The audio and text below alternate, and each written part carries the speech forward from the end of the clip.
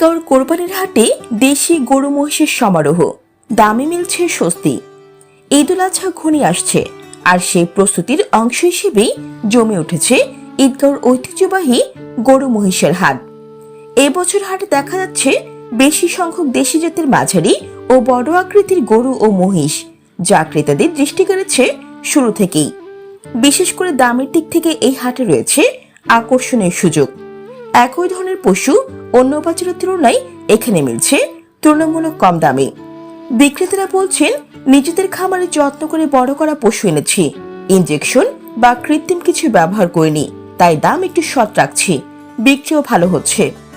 বাজার ঘুরে দেখা যায় পশুগুলোর গঠন, স্বাস্থ্য ও ত্বক দেখে সহজেই বোঝা যায় এসব প্রাকৃতিকভাবে লালন পালন করা হয়েছে। ক্রেতারা জানাচ্ছেন, ঈদগাঁও হাটে এসে তারা পাচ্ছেন সাধ্যের মধ্যে ভালো মানের গরু ও মহিষ। এক ক্রেতা বলেন, দাম ঠিক আছে, গরুগুলো সুন্দর, এত ভিড়ের মধ্যেও ভালো একটা গরু খুঁজে পেয়েছি, আলহামদুলিল্লাহ। হাটে পশু পরিবহন, স্বাস্থ্য পরীক্ষা ও নিরাপত্তা ব্যবস্থাও রয়েছে চোখে পড়ার মতো। স্থানীয় প্রশাসনের তত্ত্বাবধানে চলছে নিয়মিত monitoring.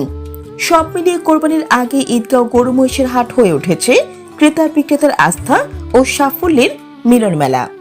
Jannatul Afsana, news desk, Eidgaon TV.